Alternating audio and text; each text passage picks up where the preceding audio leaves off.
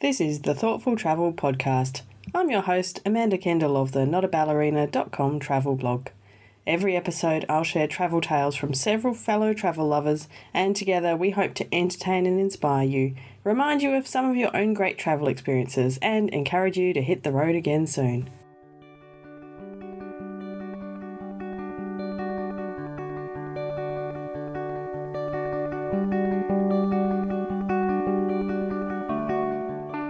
Hello and welcome to episode 20 of the Thoughtful Travel Podcast. I thought that being episode 20 sounded like a good time to have a bit of a special episode. 20 seems like such a big number. I'm glad to have got here. So this episode is special because it's a collection of some of my most favourite stories that my guests have told me, but I haven't yet found a home for them in the regular topic-based episodes. I just think they're too good not to share. So they're all here together. They do kind of hang together, sort of, because they're all about experiences with different cultures. Plus, they're all particularly entertaining or interesting. Well, I think so, and I hope you do too. So let's get on to our first guest. And today I am playing you a little bit of a conversation I had with Annalicia Lynn, who spent a year teaching English in Taiwan. And I just loved talking to her about everything she experienced there. Some interesting parallels to my own couple of years teaching English in Japan, plus some interesting differences too. And one of the things she told me about were a couple of the most surprising experiences that she had while living in Taiwan. Things like going to our little market that we live by and seeing Quaker oatmeal, but the only kind that you could get was fish flavored. Oh. It's like, Oh, no. what? Where's the cinnamon spice? You know what I mean? That's going in the list of bad surprises, I think. That would be bad surprises. Yeah, like seeing a known, Quaker, a known label, so to speak, and then have it be so unknown to me in regards to its flavor, things like that. I think I was also interested. One thing that was funny surprises was the English names that our students would come up with. Oh, yes. Tell me more. So they would always come up with English names, which was so kind of them. I think it was helpful for them to learn English, but then it was easier for us to remember their names, of course. True. And some of them were so funny. Grape was one. I know my husband had to sit down. As in the fruit, yep. So he had to sit down and chat with Grape and see if he could convince her to change her name. Grape was a girl, was she? Yes. Right, okay. Yes. It's difficult to tell from the name. It's a bit non-gender specific. Yes, okay. Continue. So true. And that was another thing, too. There would be a lot of girls who would choose names that were, pretty masculine, and boys who would choose names that were pretty feminine. And the interesting thing was, too, they would often have these names for a long time, because they maybe had an English teacher who was not, who was a native Taiwanese, who didn't really know, the culture around names in our culture, of course. Yes. So I think Grape probably had her name for a couple of years before she was asked to change it. There was a lot of funny, like Bobos and Roros and, just like names that were, when I think of Bobo, I think of Bobo the Clown. Me too. Which of course they don't know. It's a different culture, right? So that's not what comes to them. And Asian names. Well, I guess maybe I shouldn't say Asian, but maybe Chinese names. You might have to correct me if I'm wrong, since you were in Japan, but they're like 2 syllables, like your first name and then your surname or your last name. Right. Yep. No, Japanese do it differently, but yes, but you're right about Chinese names at least. Yeah. So they're not used, so there were a lot of names they did like that, like Bobo or Roro, because it kind of followed their own cultural patterns. Right. Yes. And for me, that my full name is Annalicia.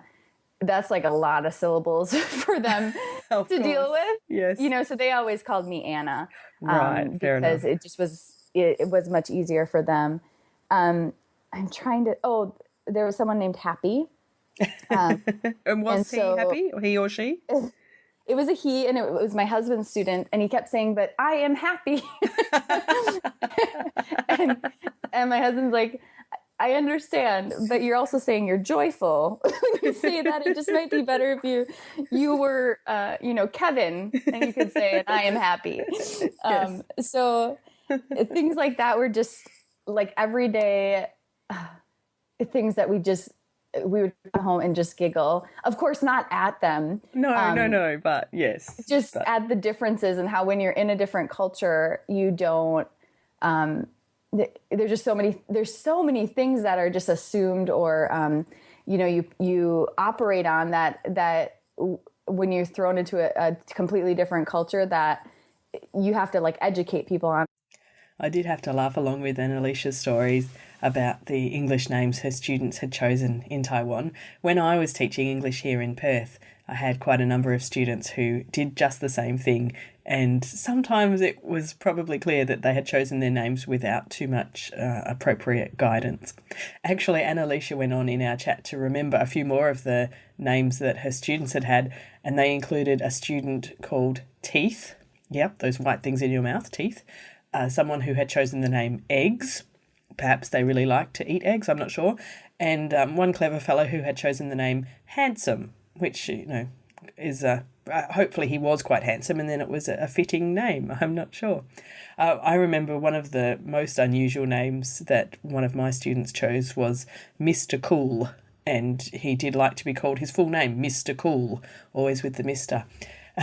Now, we do laugh a little bit about it, but actually I was always on a bit of a campaign to try to persuade them to use their real names. And I was usually failing at it, I'm afraid to say, but I don't think that's their fault. I think that's our fault. They were usually, the students I had here were Korean students. And so similar to the Chinese names, they had a 2-syllable name and then a surname. And of course, their 2-syllable Christian name, first name, appeared last if their name was written down. And they claimed that they were very difficult for us Australians to remember. And, well, perhaps they were, but I think there's only one way to educate people, and that's to keep using your real name. And some of them had really pretty names and, better than Mr. Cool, I think. But, so I would try and persuade them. But a lot of people around them would encourage them to use an English name, and often a normal English name as well. And particularly their host families often suggested they should use an English name because it was easier. But anyway, this is one thing I would like to change in the future. But, one woman can't change the world, but I keep trying. So on to my second guest today, which is Kerstin Pilz, and we heard from her relatively recently in episode 16 when we talked about the sad but fascinating topic of grief and travel. And you might remember that I talked to Kerstin at some length about this topic, but there was even more of our chat that I wanted to share. And this bit, while it comes from a sad situation, is actually really kind of funny. And I laughed a lot, and so did Kerstin. So I thought I will share this with you.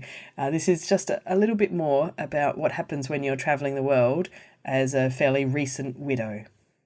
But I was also fascinated. A friend of mine unfortunately lost her husband last year, and she asked me to come with her to the place where he had died, which was Egypt. And she took his ashes with him, which was a bureaucratic nightmare, because in Germany, once you're dead, you're still not allowed to go anywhere. Oh, really? But anyway, that's a different story. Yeah, oh my God, in the end, she had to sort of steal them. The undertaker said, look, we won't tell anybody, you just take them. And she took them in the suitcase, and we thought, oh my God, what about if they open them? And they did open the suitcase in the airport. And it was, we felt like we were grave robbers or something. And good on German bureaucracy.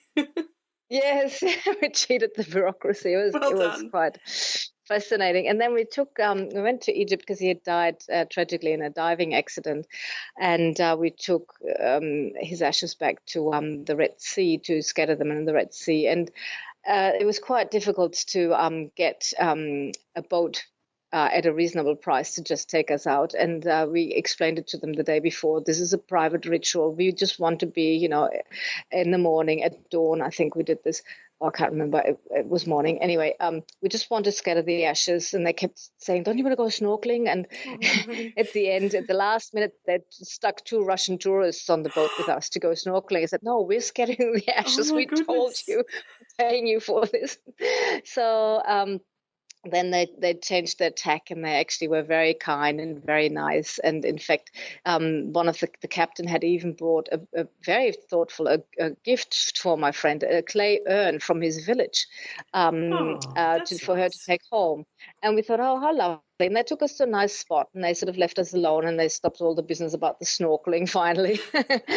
And then, she had her moment there with the ashes, and it was all perfect. And the minute she had scattered the ashes, he said, "So, you want to go out with me? What about, here's my phone number, now you're single, you should go out with me." Oh, my goodness. And he was serious. And I had the same experience in India. Somebody who has been in India many, many times. She said, "Look, you should have this foot massage with this man. He's very spiritual, and he'll look after you." And he did, but he came straight on to me. He said, "So you're still strong. We should just get married." No, he didn't say married. "We should just live together. You and I. I've got a wife, but we'll just leave her in the apartment, and you and I take up another apartment. She never has to know." And he'd already done all the figures and everything. And Oh, no. and he said, "And you poor woman never had children. But we just adopt them, a boy and a girl, nice Indian girl." And he had this big plan for me. He had it all sorted out. Yes, and I said, "But I just told you my husband had died." And he said, "Yeah, precisely. That's why you need a new man, and I'm the perfect man for you." I love his confidence. Yeah, that's right. So these are experiences that also, are funny. I mean, they're hilarious, I guess, in hindsight. And even then they were quite, it's like, really? Is this really happening? Well, yes, even at the moment you'd feel a bit that, because that wouldn't have happened if you'd stayed at home in Australia. None of that would have happened. That's right. I really had a good laugh about Kerstin's stories here, and it's very surprising to see how the reaction of men when they, in particular countries, when they realise they have a recent widow in their company. It's different to how I would react. Anyway, I'm so glad that Kerstin could share those stories and have a laugh together. Now, my final guest today is a very, very, very special one for me because it's my dad. So he is one of the reasons that I love to travel. And this story that he's going to talk about is his first international travel experience, which was actually living abroad. So, yeah, you wonder where I got it from? I think I can blame him for at least half of it.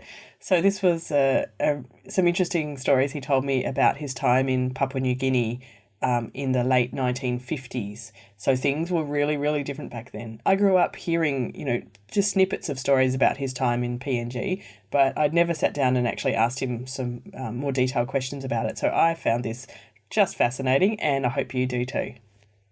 When was the first time you went overseas? In 1958, when I went to New Guinea. Uh-huh. So that was the bank transferred you to Papua New Guinea? Yes. Did you ask to go there, or they just sent you? Or? I volunteered. Ah, okay. Why? Well, I had known people who'd been, and they came back, and they were happy with it, and so I gave it a go. Okay. Well, can you remember when you arrived? Was there anything that shocked you or surprised you in the first day or two? Well, yes. When we were landing at Lae, the airport was closed there, and they were using a wartime airport out at Nadzab. Ooh. And when the DC-6 went to land, it had lost its hydraulic flaps. And so we landed at almost twice the speed of what we should have been doing. God. And the wheel underneath me caught on fire. I've never heard this story. That's awful. And the plane veered off into the kunai grass on the side of the airport, of the runway, the tarmac. So we got out, and I thought it was a bit rough. And I wondered whether this was normal for New Guinea. Was it normal? Well, it was normal for me.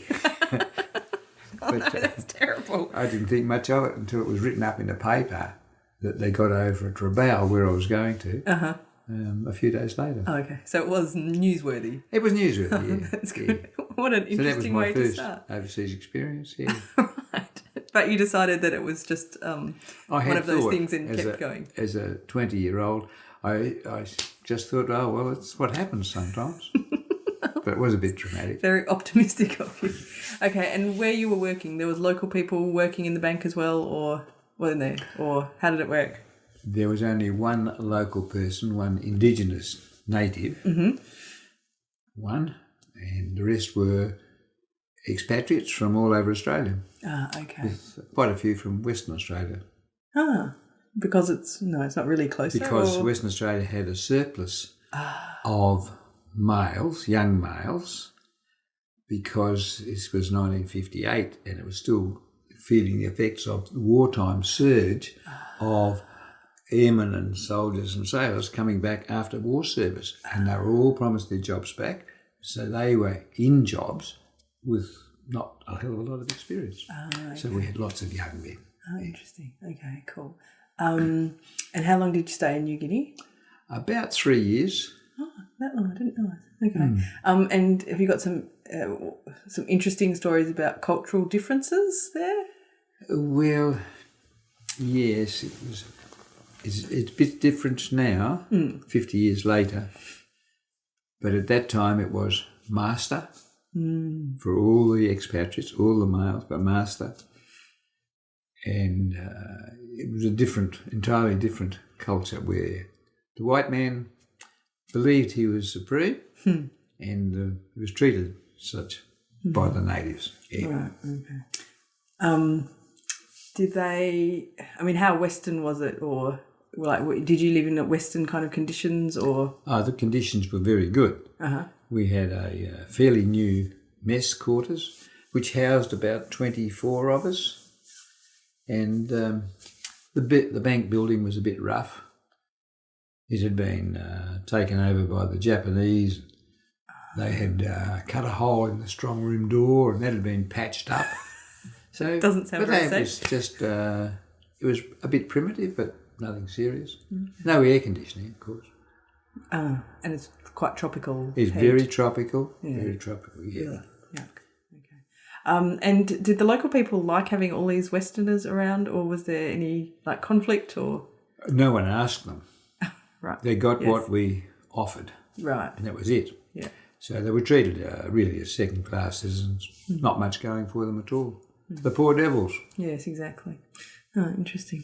And when you came back, was that because the bank transferred you back, or you had enough, or?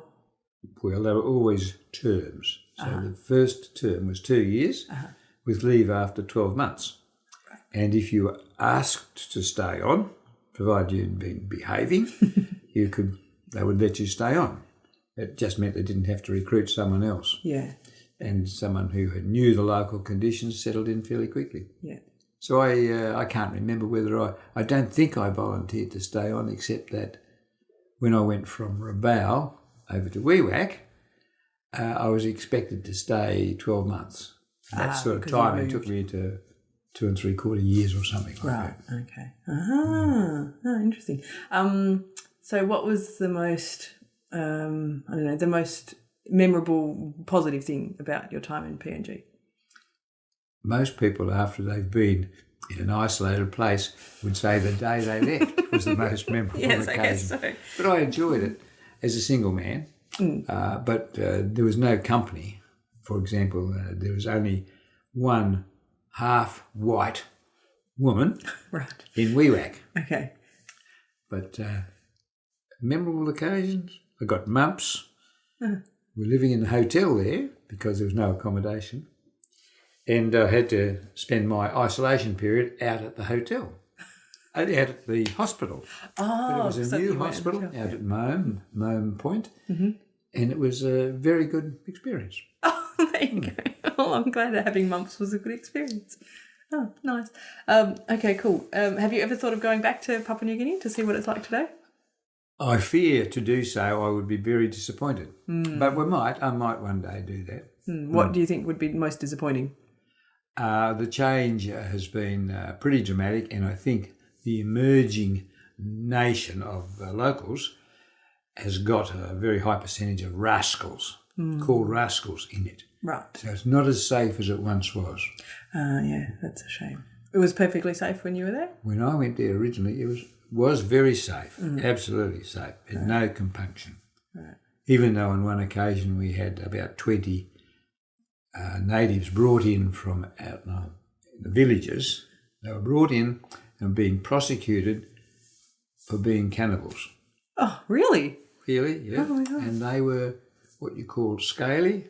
Their skins weren't very good, poor diet, poor nutrition, and they really were just out of the trees, out of the Stone Ages. Oh my God. So they chopped a few people up and ate them, and then they ended up in prison. And probably 12 months later, they would have had built up a lot of muscle and really black, almost velvet, oily skin instead of being scaly. Oh, wow. Just from having better nutrition. Better nutrition, better diet. Wow. And then they would be released and go back to where they came from? And, wow. Yeah, pretty much so. Or they may have gone off into a labour gang. Okay. The labour gangs were gangs of 20 natives, and they were put together by, what did they call them? People who recruit, a recruiting agency. He'd get a string of 20, Right. put them on an aircraft and send them over to a plantation where they couldn't walk away and get back home. Okay. So it was far enough away that They'd go they to couldn't another go. island, Right. back to Rabaul, Bougainville, somewhere like that. And they'd do their 2 years and come back home. Oh, my goodness. Wow. But they might have something. Not much, they have something Yeah. at the end of the day, and they get fed Yes. out on the plantation. Wow. Gosh. I never knew about any of that. I'm sorry. It's amazing. I've left you in the dark. That's all right. The cannibal thing is amazing. I learned so much just by having this short chat to my dad about his experiences in Papua New Guinea all those years ago, and stuff I never knew about. I never knew he landed on his first, overseas soil and the wheel beneath him on the plane caught on fire. That's amazing. And I know that my son, who will be listening to this on the Tuesday morning that this podcast comes out, because we always sit down and listen together over breakfast, he will be amazed to hear that this happened to his poppy. So there you go.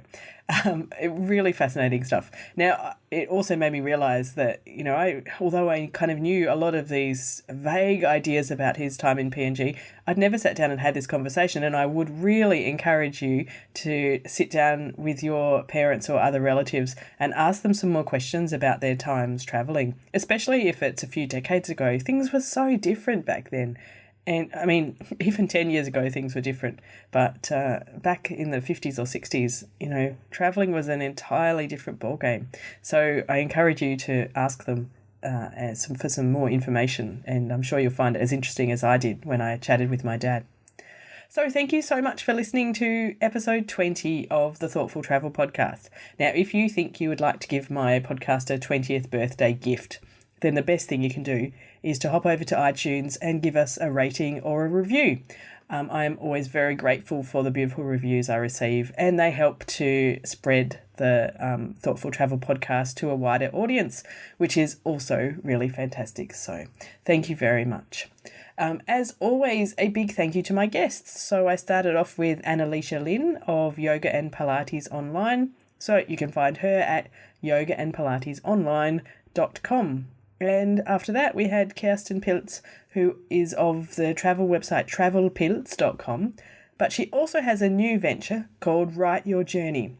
And you'll find that at writeyourjourney.com. It's just starting up. And that's her new venture involving kind of meditation, yoga, retreats, and all kinds of interesting stuff. So do head over to writeyourjourney.com and have a look there. And if you are interested in asking my dad a question or two, then he doesn't have a website, but you can get to him via me. So you can contact me on Twitter at Amanda Kendle. You can use the hashtag ThoughtfulTravelPod, or you can also look up Not a Ballerina on Facebook and get in touch with me there.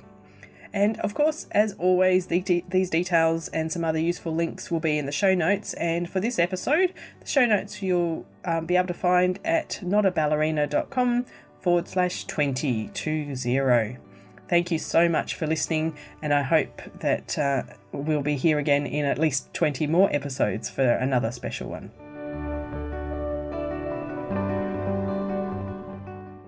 This has been another episode of the Thoughtful Travel Podcast. Show notes and other information are at notaballerina.com/podcast. Join me again soon for another chat about why we travel. Bye for now.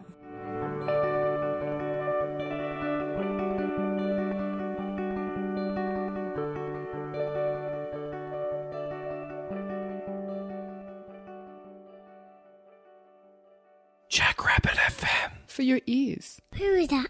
Hi, podcast.